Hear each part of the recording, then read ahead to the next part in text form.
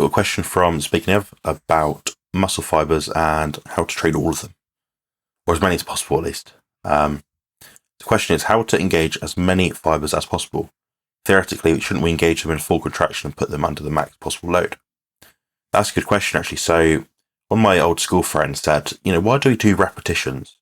Why don't we just do one rep of, say, a bench press and find a weight that is as hard as possible, lower it, then lift it back up?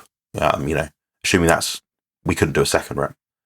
Problem with that is it's not going to be safe. Movement patterns have to change. The max possible load could be the same thing that tears your muscles apart and kills you. So I wouldn't be looking at the max possible load. What you're looking at, I think you kind of alluded to at the point in the second part of your question. So shouldn't we engage them in full contraction? And yes, that's the focus, to engage them in full contraction. The load itself is just a measurement using to identify if we're getting stronger or not. The engagement is the most important thing. It's kind of like training safely, training effectively. What is training effectively? It means you're activating your muscle fibers the specific way they're meant to be activated in a safe manner and not necessarily looking at the weight. So that's why I'm looking at it from that angle. And how to engage as many fibers as possible. We can do that if we, for example, if I had, say a car pivoted on an axle, like in that sort of position, I was holding it, they said, okay, drop the car on me. That's all the muscle fibers gone. That weight would squash me. I know we always talk about getting squashed, but that weight would squash me. That's going to engage as many as possible. Problem with that is I'm going to get squashed, so I'm not going to be looking at using max one load. So what we're trying to do here is safely engage the muscle fibers through a full range of motion and effectively target the right muscle groups. I don't think it's possible to train all muscle fibers without actually hurting yourself or finding some sort of weird, detriment to your body, some injury, under maximal load. Yeah, they deploy themselves in slow to fast twitch. It's a continuum, as Bart K would say. So once the slow ones sort of almost effectively burn out to some degree, the next lot will be kicked in as well, and then more and more will be added in. What you'll notice as you get close towards the end of your engagement with the fast twitch muscle fibers is your endurance will quickly diminish, really quickly. And that's when you get to like the point where you're doing like the static phase at the bottom of the movement. In the middle of the movement, then you're actually loading it through the eccentric pathway. So that's the point where it's going to really squash you and fast. Those last few percentage of muscle fibers are going to be trashed, and they're going to get trashed very quickly. They're meant to be for the last point of exercise intensity and muscle fiber recruitment, that last bit. So I wouldn't really be looking to engage as many as possible. I think the most important thing, the cornerstone of this, is train safely and, of course, load the muscle to a point that you can't resist the weight anymore. Then find a safe portion of the repetition to actually rack it, put it down, or whatever. What do you think, Jerome? I know you explained this sort of topic very well.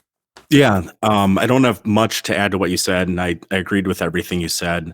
The only thing I would point out is if you're trying to get a little nitpicky with trying to stimulate as many fibers as you maximally can, you ideally want to have an exercise that has the most amount of resistance where your muscles are essentially the strongest. And if we're looking at just a muscle by itself, they have what's called the length tension relationship. Muscles are essentially weakest when the muscle is in the stretched position. And then as it contracts, it gets capable of more force production. And once the muscle is fully contracted, it's higher than where it is when the muscle is stretched, but the amount of force that it's capable of producing essentially tapers off. And the reason for that is when muscle fibers are stretched, the actin and myosin filaments, think of like a hook, like in Velcro, and then like the carpet or whatever it hooks into. The actin and myosin are too far away to form an optimal contraction when the muscle is stretched. And then as those fibers get closer together, as more and more muscle fibers are contracting, they line up better. But then on the other side of things, when the muscle is fully contracted, they're overlapping so much that they're kind of squeezing and bunching up, and they're not able to connect as adequately as about halfway through the range of movement. So muscle groups in and of themselves are strongest about halfway through the range of movement. So like a bicep curl, when the weight is held straight out in front of you, that's maximum resistance where the biceps are the strongest. But if you look at movements like a bench press, because of the biomechanics involved and you're using multiple muscle groups, you're strongest when that weight is almost all the way up, because your moment arm is essentially going down almost to zero. So if you really want to overload as many muscle fibers as you can, train as intensely as you safely can, try and pick exercises where the resistance closely lines up with the strength of your muscles or of that particular movement. But it's important to make a distinction between muscle fibers contracting, which is trying to shorten forcibly, and being in the contracted position. Superficially, it kind of makes sense that we're going to be engaging the most muscle fibers when they're in the most contracted position, but you have overlapping with the actin and myosin, so that actually reduces the amount of contraction that you're able to have. It reduces the amount of torque that you can produce in that position of the range of movement.